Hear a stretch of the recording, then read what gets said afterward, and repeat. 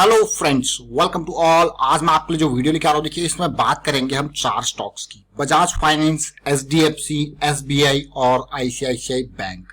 कब रुकेगी ये गिरावट हर किसी का मानना होगा, लेकिन जरा देखिए, जरा समझिए, बहुत ही काम की चीज है और बहुत कुछ सीखने को आपको मिलेगा। वीडियो को एंड तक जरूर देखें, बहुत कुछ लर्निंग होगी। इंपॉर्टेंट जो हम बात करते हैं रिस्क मैनेजमेंट की, stock market investment are subject to market risk, ये बहुत बड़ा स्टेटमेंट अपने आप में। चाहे आप 1 रुपया लगाओ या 100 रुपये लगाओ या फिर लगाओ करोड़ रुपए, तब भी आपको रिस्क को मैनेज करने के चलना ही पड़ेगा। और अगर आप रिस्क मैनेज करके चलते हो तो आप कभी बड़ा लॉस नहीं लेते हो, आप कैलकुलेटेड लॉस लेते हो। अगर मार्केट गिरती है तो आप उसको एग्जिट करते हो। इस तरीके से बड़े बड़े लोग जो इन्वेस्टर्स हैं वो अपने इन्वेस्टमेंट का इंश्योरेंस करके चलते हैं। उस तरीके से आपको भी अपनी इन्वेस्टमेंट में रिस्क मैनेजमेंट को प्रायोरिटी पे रखना है। तो चलिए बात करते हैं इन चारों शेयर्स की इस छोटे से वीडियो में। और आगे बढ़ने से पहले मैं आपको बता दूंगा, आपने अब तक चैनल को सब्सक्राइब नहीं किया तो जल्दी से सब्सक्राइब कर ले, बेल आइकन को प्रेस कर ले, जिससे आपको नोटिफिकेशन आती रहेगी। बजाज फाइनेंस लिमिटेड स्टॉक बहुत अच्छा है, कोई दिक्कत वाली बात नहीं है, कोई कमी नहीं है। अभी रिसेंटली बहुत अच्छा हाई भी बनाया था, 37-3800 के आसपास पहुंच चुका था, लेकिन उसके बाद ऑलमोस्ट 700-800 पॉइंट की गिरावट आ चुकी है और आज की डेट में 6.5% की गिरावट आई।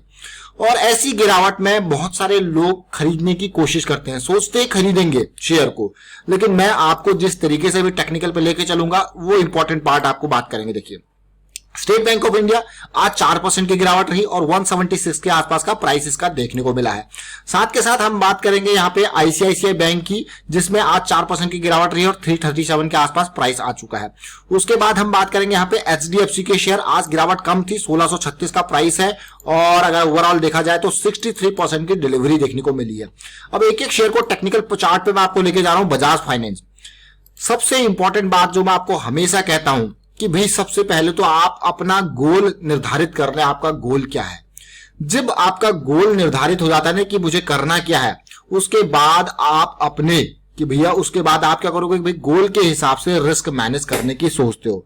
बजाज फाइनेंस के शेयर को आप देखोगे कि मार्च की गिरावट से पहले बहुत बढ़िया अप ट्रेंड था। हर कोई आपको ये कहता है डिप्स पे बाय करके आप बहुत बढ़िया तरीके से यहाँ पे खरीदारी कर सकते थे, लेकिन आप देखिए कि हर कोई करेक्शन पिछली करेक्शन से, पिछले डिप से ऊपर ही था। This is a positive thing about up trend. इसको कहा जाता है completely up trend, strong up trend, और मंथली चार्ट में ये अप ट्रेंड था। अगर आप ओवरऑल देखोगे तो अब देखिए ये गिरावट इतनी बड़ी थी कि 4800 के लेवल से स्टॉक को 1800 के लेवल पे ले आई थी। जरा परसेंटेज वाइज कैलकुलेट कर लीजिए। लेकिन उसके बाद अगर मैं मंथली पर्सपेक्टिव से सोच रहा हूं, इसीलिए मैं आपको कहता हूं कि स्टॉक को देखें ओवरऑल पर्सपेक्टिव से। तो देखिए उसके बाद क्या है, इसमें ये एक जंप आया और अभी ये करेक्शन लेग फिर से स्टार्ट हो गया है। अगर आप मंथली चार्ट को देख के इन्वेस्ट कर रहे हो तो मुझे लगता है कि ये करेक्शन रिजॉल्व होना आपके लिए इंपॉर्टेंट है अपसाइड रैली के लिए। और फिलहाल ये मंथ में बड़ी कैंडल आपको देखने को मिल रही है, जो कि भाई ये करेक्शन रिजॉल्व होना जरूरी है एंट्री के लिए। हमेशा आपको करेक्शन रिजोल्यूशन सबसे इंपॉर्टेंट पार्ट है। और आप वीकली चार्ट को भी देखोगे तो देखिए ये पूरी की पूरी बहुत बड़ी करेक्शन थी और बॉटम पॉइंट 1800 के आसपास इसके बनाया था, 1750 के लेवल पे। उसके बाद तेजी जरूर आई और इन बिटवीन बहुत सारी अपॉर्चुनिटी आपको वीकली लेवल पे देखने को मिले। लेकिन इसीलिए मैं आपको जब भी कहता हूं इन्वेस्टमेंट के लिए कि अपने रिस्क को, अपने स्टॉप लॉसेस को तैयार रखें हमेशा, क्योंकि ऐसी पेन की सिचुएशन जो इस वीक में आई है, 3 वीक कैंडल हल्के हल्के डाउन हुई और इस वीक में बिल्कुल नीचे आ गई। अब आप कहोगे यार ये 1800 के लेवल से अगर वीकली चार्ट को देखो तो छोटी छोटी करेक्शन तो जरूर देखने को मिली, लेकिन ओवरऑल 1800 से 3600 पहुंचना ऑलमोस्ट डबल का प्राइस ही मान के चलिए। डबल के प्राइस में अगर आप करेक्शन नहीं एक्सपेक्ट कर रहे हो तो मुझे लगता है कि हाँ एक करेक्शन जरूर चाहिए और वो करेक्शन अभी इन प्रोग्रेस है। इस करेक्शन का रिजॉल्व होना जरूरी है आगे की रैली के लिए, आगे की इन्वेस्टमेंट के लिए। अब आपको हो गया यार क्वेश्चन ये कब रिजॉल्व होगी, हम इसको कैसे देखें, ये इंपॉर्टेंट पार्ट है। वीकली की करेक्शन जब आती है तो आप उसको छोटे टाइम फ्रेम पे जाइए, देखिए डेली के टाइम फ्रेम पे। अभी डेली में बिल्कुल करेक्शन इन प्रोग्रेस है, लोअर लो लोअर हाई की सीरीज चल रही है, तो ये करेक्शन का रिजॉल्व होना डेली पे जरूरी है। या फिर और जल्दी आपको देखना है तो फिर आप और आवरली पे देख सकते हो। तो अभी करेक्शन इन प्रोग्रेस है, तो इन्वेस्टमेंट के लिए, जैसे कि पिछली गिरावट को भी आप देखोगे तो करेक्शन जब आपको मौका मिला था, लेकिन हमने इसके बारे में बहुत सारी वीडियोस क्रिएट की थी, तो पहला करेक्शन रेजोल्यूशन का सिग्नल 2400 के आसपास आपको मिला। ये नहीं कि आपने 1800 में इन्वेस्ट कर दिया, 2400 के आसपास डेली में जो है करेक्शन रेजोल्यूशन का सिग्नल मिला। तो इसी तरीके से आपको इस मेजर करेक्शन का सिग्नल मिलेगा। तो ये बजाज फाइनेंस की हमने बात कही। अब एसबीआई के शेयर की बात करते हैं। देखिए एसबीआई का शेयर अगेन देखिए इस छोटी से जंप को, छोटा सा जंप इसलिए कह रहा हूं मैं, ऑल्दो ये 150 के लेवल से 232 के आसपास चला गया था। उसके बाद देखिए कितनी बड़ी ये कैंडल बनी है, तो ये आपको सिग्नल दे रहा है भैया और डाउन साइड एक्सपेक्टेड है, फिर से उन्हीं लेवल के आसपास आ सकता है। और अगर ये लेवल टूटते हैं 150 के तो और पेन की सिचुएशन आपको देखने को मिल सकती है। लेकिन बात करेंगे पॉजिटिविटी के लिए, ये मंथली चार्ट है। पॉजिटिविटी के लिए देखिए ये करेक्शन रिजॉल्व होगी तभी हमको हायर लो मिलेगा, तभी अगली रैली हम देखेंगे, और इस करेक्शन का रिजॉल्व होना जरूरी है। तो इंपॉर्टेंट बात, किसी भी स्टॉक में सबसे पहले अपने गोल को निर्धारित कर ले कि हमारा गोल क्या है। तो देखिए कितनी बड़ी ये करेक्शन है। इन कैंडल्स को मैं कहता हूं, बड़ी कैंडल के बाद छोटी छोटी कैंडल बनना, इनको कहते हैं लायंस अटैक फॉर्मेशन। और उसके बाद देखिए बढ़िया शॉर्टिंग अपॉर्चुनिटी देखने को मिली थी। लेकिन ओवरऑल आप पिक्चर को देखोगे कुछ इस तरीके से पिक्चर बनी कि बहुत ही नीचे ये गया, 150 के लेवल पे तेजी आई। अभी ये बड़ी करेक्शन चल रही है और इस करेक्शन का रिजॉल्व होना जरूरी है अगली रैली के लिए।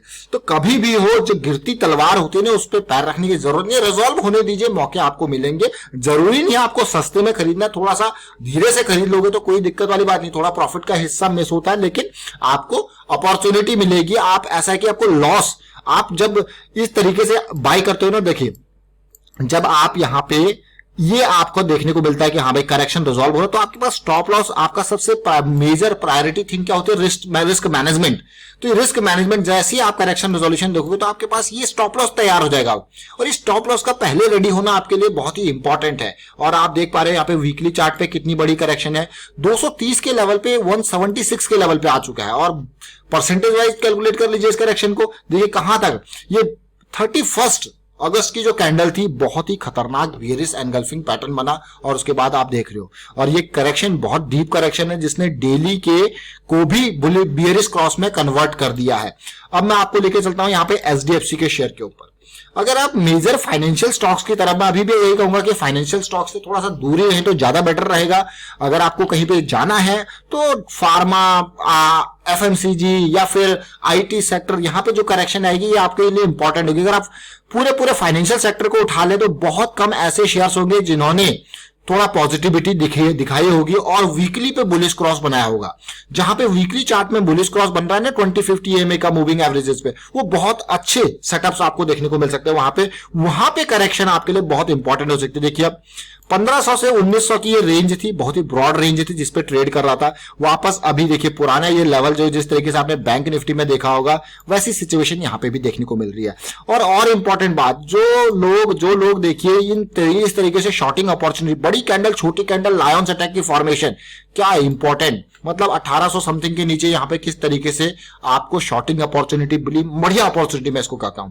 कभी भी आपको बड़ी कैंडल छोटी कैंडल देखने को मिल जाए, ओवरऑल ट्रेंड उसके हिसाब से, या अपसाइड में देखोगे तो अपसाइड में ट्रेंड पॉजिटिव होना चाहिए, तब तो ये कमाल का सेटअप होता है। और ये फुल मतलब बहुत ही बढ़िया रिटर्न आपको देता है। आप देख सकते हो यहाँ पे क्या सिचुएशन बनी है। और अब मैं आपको लेके चलूंगा आईसीआईसीआई बैंक के ऊपर। देखिए इन स्टॉक्स में मैं यही कहूंगा आपको, ये बहुत ही बढ़िया क्वालिटी के शेयर्स हैं, कितने भी अच्छे शेयर्स क्यों ना हो, एटलीस्ट जो ये करेक्शन चल रही है इसमें कुछ कंसोलिडेशन या फिर कुछ रिजोल्यूशन इंपॉर्टेंट है। सिमिलर सिचुएशन, ये देखिए कैंडल, बड़ी कैंडल, दो छोटी कैंडल और करेक्शन का रिजोल्यूशन जैसी, मतलब डाउन साइड में जो करेक्शन आई थी देखिए, और उसके बाद क्या जंप, डाउन साइड का जंप मैं कहूंगा। तो इस तरीके से स्टॉक को डाउन साइड भी आप ट्रेड कर सकते हो। और ओवरऑल पिक्चर अगर आप देखो रेंज की, तो ये आईसीआईसीआई बैंक 280 के लेवल से ये बहुत ही जबरदस्त मूव था ये वाला। ऐसा लग रहा था कि भाई अब तो ये पार ही जाएगा 420 तक, लेकिन वापसी अभी हुई है। और अगर ये रेंजेस टूटते हैं तो आपके लिए और पेन की सिचुएशन आएगी। लेकिन ओवरऑल पॉजिटिविटी के लिए करेक्शन के रेजोल्यूशन होना इंपॉर्टेंट है, इस चीज को हमेशा ध्यान रखें। करेक्शन के रेजोल्यूशन से आपको क्या मिलेगा, stop loss, stop loss mandatory है, रिस्क का मैनेज करना मैंडेटरी है। तो हमने 4 शेयर्स की यहाँ पे बात करी, जिसमें आपने देखा कि किस तरीके से आपको इनिशियल लेवल पे सिग्नल्स मिले थे और शॉर्टिंग की बहुत बढ़िया अपॉर्चुनिटी लास्ट वीक से देखने को मिली थी, और उसके बावजूद इतने शेयर ये गिरे हैं। गिरने के बावजूद अब अगर आप फ्रेश एंट्री करना चाहते हो तो मुझे लगता है कि एटलीस्ट करेक्शन का रेजोल्यूशन होना इंपॉर्टेंट है, और जिससे आपको रिस्क मैनेजमेंट की सबसे इंपॉर्टेंट पार्ट जो होता है रिस्क मैनेजमेंट, वो लाइन आपको जब मिल जाए तो फिर आप एंट्री कर सकते हो। तो फिलहाल वाइंड अप करता हूं वीडियो को। उम्मीद करता हूं वीडियो आपको अच्छा लगा होगा। अच्छा लगा तो शेयर जरूर कीजिए, लाइक कीजिए, और इस तरीके से बारीक टेक्निकल एनालिसिस सीखने के लिए आप ज्वाइन कर सकते हो मेंबरशिप ज्वाइन बटन पर क्लिक करके। Thank you for watching the video.